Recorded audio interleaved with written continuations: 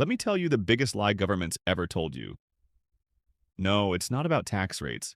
No, it's not about the pension system either.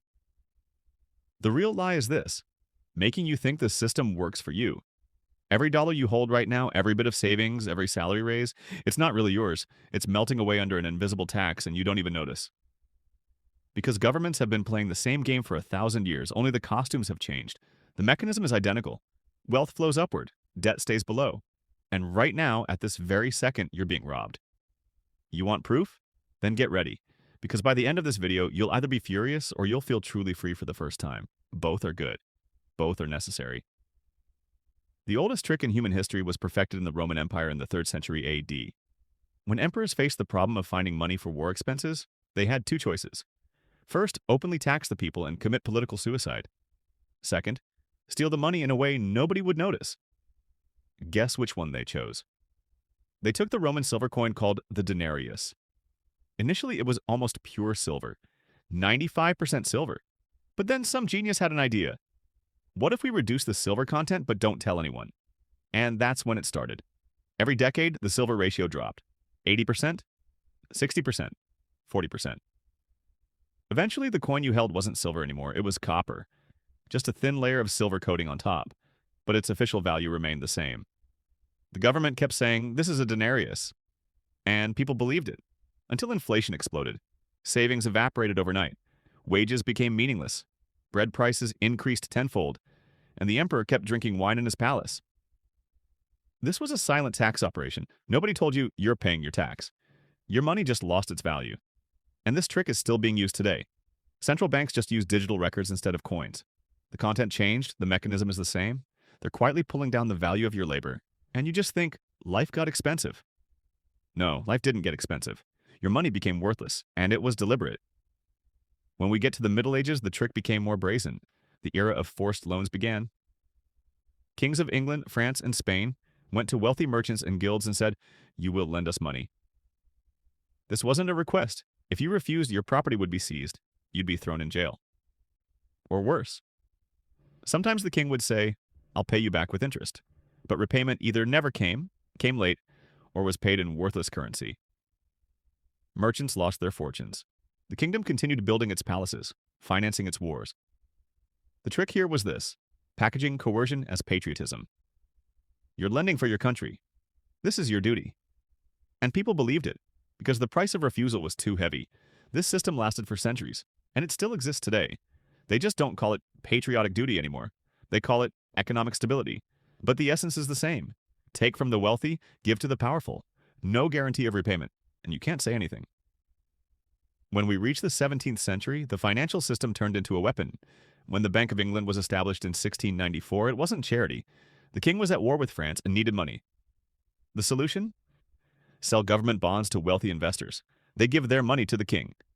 In return, the king pays guaranteed interest financed by taxes. Sounds like a fair deal, right? Now stop and ask, who paid those taxes? Ordinary people. Salt tax, beer tax, cloth tax. The wealthy lent money to the king and earned safe interest. The poor paid higher taxes so those interest payments could be made. This was designed as a wealth transfer system, and it was marketed as national finance. This structure still stands today. What's the safest investment in the world? Government bonds? Who buys them? The wealthy? Banks? Institutional funds? Where does the interest on those bonds come from? Your taxes, your labor, your consumption. The rich lend to the government, you pay their interest. And this system is presented as economic growth. No, this is upward wealth transfer, and you're just a tool. Let's get to the modern age. Now, the tricks are more sophisticated, but their essence hasn't changed at all. Look at deficit spending. Governments rack up massive debts. They issue bonds. Investors, banks, foreign powers buy these bonds. Politicians tell the public this is for infrastructure, for jobs, for social programs. But you know where it really goes? Defense contractors, corporate subsidies, bailout packages. When the debt comes due, the government doesn't cut spending at the top. It raises taxes, inflates the currency, or slashes social benefits.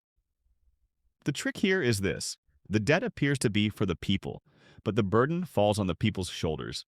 The profits go to bondholders, and you don't question it, because they told you this is for you. Remember the 2008 financial meltdown? Banks made risky bets. They packaged toxic mortgages into securities. They nearly collapsed the global economy. So who paid? You. Ordinary taxpayers through massive government bailout packages. And who profited afterward?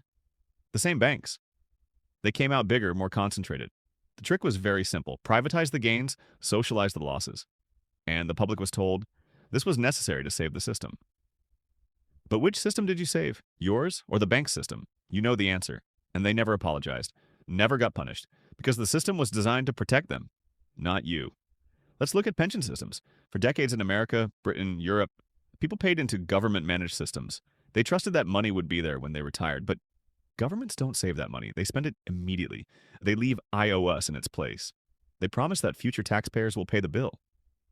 This is a generational Ponzi scheme, packaged in official language. It works until demographics shift, until the population ages, then suddenly the system becomes unsustainable. So what does the government do? It reforms. It reduces benefits, raises the retirement age, or erodes the value of payments through inflation. Notice, at every stage the trick relies on perception. The public is told inflation is growth, forced loans are duty, national debt is investment, bailouts are stability, pension cuts are reform. Language masks reality. Wealth transfer from the many to the few, bottom to top. And history shows this trick has worked for centuries because most people don't study economic history, don't understand financial systems, see the trap too late. In recent years, the tricks have only become more complex. Think about the term quantitative easing. Most people had never heard of it before the 2008 financial crisis. Central banks created trillions of dollars out of thin air. They bought government bonds and mortgage-backed securities to stabilize markets. Politicians and bankers told the public this was necessary to prevent collapse, and it worked for the financial system. Asset prices soared. Stocks, real estate, bonds gained value. But who owns most of those assets? The wealthy. For the average household without large investments, the benefits were minimal. The downside came in the form of distorted markets and rising living costs. The trick here was this. Money creation saved the system for those at the top while fueling inflation and inequality for everyone else. And nobody questioned it, because it was too complex, too technical. The experts must be handling it, they said. No, the experts were robbing you. Another modern sleight of hand is stealth taxation. Instead of directly raising income taxes, governments quietly tax through other mechanisms, sales taxes, fuel duties, and most importantly, inflation. When prices rise faster than wages, the gap is actually a hidden tax on your savings and purchasing power. Governments love inflation because it reduces the real value of their debts. But for citizens, it erodes financial freedom. You might feel rich because your salary is nominally higher. But if your costs exceed your earnings, you're actually losing wealth. This isn't a bug in the system. This is the system. Inflation isn't an accident of economics. It's one of the most consistent tricks governments deploy to shift the burden of their spending onto you. And they'll never admit it. Then there's regulatory capture. On the surface, regulations exist to protect the public. Financial rules, safety standards, consumer protections. But history has shown us repeatedly that powerful industries influence the regulators meant to oversee them. Railroads in the 19th century, oil companies in the 20th, today's tech and finance sectors, they've all shaped rules in their favor. Governments use regulation as a tool to appear protective, but behind the curtain, the largest corporations carve out loopholes that keep competition down and profits flowing. The public sees protection, insiders see profit, and you can't do anything, because lobbying is illegal in the system. They don't call it bribery, they call it consulting. War finance is also an old trick in new clothes. During World War I and World War II, governments issued massive amounts of bonds. They told citizens buying them was their patriotic duty. People thought they were supporting their nation, which they were. But these bonds also became risk-free, profitable investments for the wealthy, guaranteed by future taxes. The pattern remains in the 21st century. Trillions spent on wars in Iraq and Afghanistan were financed through debt. Defense contractors, banks, bondholders benefited. Ordinary taxpayers shouldered the bill. The trick here is this. Wars are always presented as temporary emergencies. But the financial burdens last for generations, long after the soldiers have come home. And you're still paying. Governments also weaponize complexity itself as a financial trick. Tax codes thousands of pages long. Financial instruments so complicated even professionals struggle to explain them. Budgets filled with hidden line items and jargon. All of this creates an environment where ordinary citizens cannot possibly track how money is flowing. Complexity becomes camouflage. When you can't see the wealth transfer, you can't resist it. In ancient Rome, debased coins were a physical sign of the trick. Today, it's balance sheets buried under acronyms and obscure programs. The trick is the same. make it too complex for the public to follow, and the transfer can proceed unnoticed. And that's why no politician simplifies the tax code. No bureaucrat increases transparency, because complexity is their greatest ally, your greatest enemy. Now, the real question is, why does this matter now? Because the tricks are alive and accelerating. Inflation is eating your savings. Debt loads grow larger every year. Bailouts remain the reflex choice whenever markets wobble. Central banks continue manipulating money supply. Governments pass costs onto the public in forms so indirect most people can't connect the dots. The result is a system designed to keep you working harder for less real wealth while the financial elite grows stronger. The lesson from history isn't just that these tricks exist, it's that they always return. When Rome debased its coins, citizens suffered.